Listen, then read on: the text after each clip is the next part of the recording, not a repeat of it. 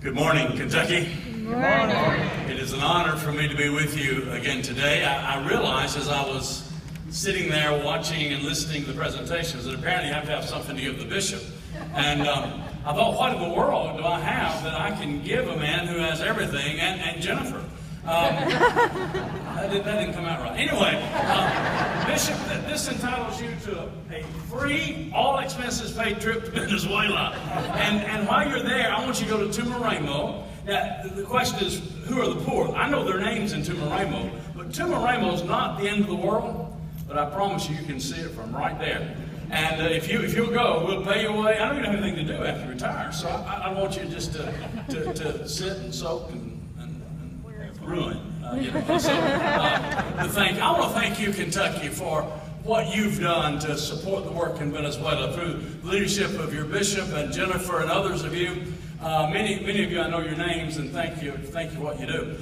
You saw some video of the Wesley Medical Center. That medical center was given by the Kentucky Conference. In many ways, it's the largest gift we got. And go ahead. It was the first Protestant or evangelical medical center in the whole country of Venezuela. Today, there's 7 doctors employed there. They're serving in ways in a country that's in crisis. And let me tell you how bad the crisis is. Well, I can't tell you how bad it is, because it's beyond our comprehension. Children in what should be the richest country in Latin America, and once was, are starving in Venezuela. Violence is out of control.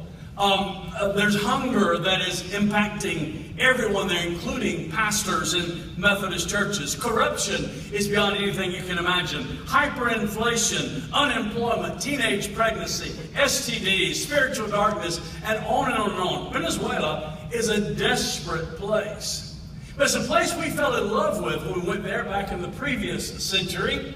And God broke our heart for Venezuela. And in 2002, we started the Wesleyan Seminary of Venezuela at the request of some pastors we had met there. Now, I'm not a scholar like Dr. Billy Arnold's a scholar, and Billy, you still owe me a trip to Venezuela. I haven't forgotten that yet. But I'm not a scholar, but I know how to start things. And so we started a seminary, and God brought the resources together. And in 2007, birthed out of the seminary, by the students in the seminary, was the United Methodist Church of Venezuela. Your bishop has been there to minister in the seminary. So has Kevin. We appreciate you teaching. Brad Johnson's been there to teach, and Billy's going. And we're just excited for what the partnership that we have with Kentucky Annual Conference. But that little church was birthed in 2007 with 12 churches. Now, we couldn't get a bishop to go for the inaugural annual conference. And I went to my bishop and said, "Will you go?" He needed to polish his shoes or something, didn't have time to do that. And so he said, "I can't go," but he said, "I'm going to appoint you to go." I said, "Can you do that?" He said, "I don't know, but I'm going to." And so he did, and I did.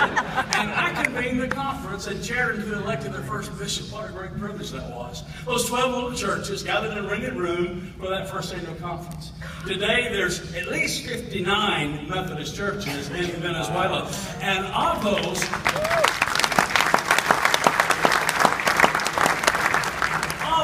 everyone's engaged in planting at least one church. The largest Methodist church in Venezuela is pastored by what is now the president of the seminary in Venezuela. They've planted at least 15 churches out of their own church. In 2015, the Seminary Wesleyan de Venezuela was born. The Seminary Evangelical International Online Seminary was born, offering a degree in Spanish. We have a master's degree now. And we have graduates asking for a PhD program. The latest request, I'll share this with you and then I'll quit. The Church of Venezuela is growing so rapidly in the most difficult circumstances in our hemisphere. It's worse than in Haiti now. But the church is exploding with growth. In 2002, there were 2% of the population who confessed to be Christian. Today it's between 15 and 20%. Now the good news is not only the church growing, but it's growing especially among young people. The problem is, where do you get leaders?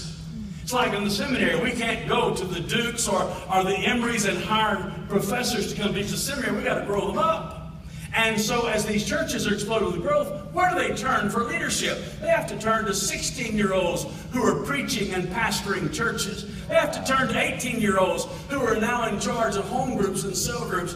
And they've asked us to design an educational program that they can use in their local churches and in other places in Latin America. It's been requested as well. And we're designing a program called Panorama.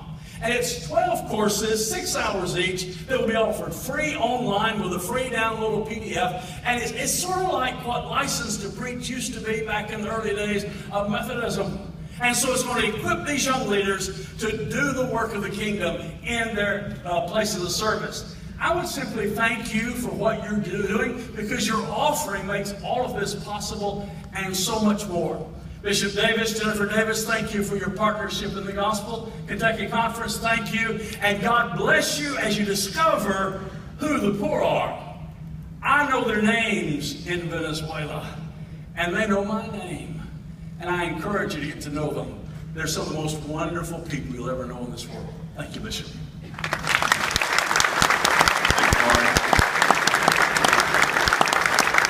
I just wish he was more enthusiastic. You know?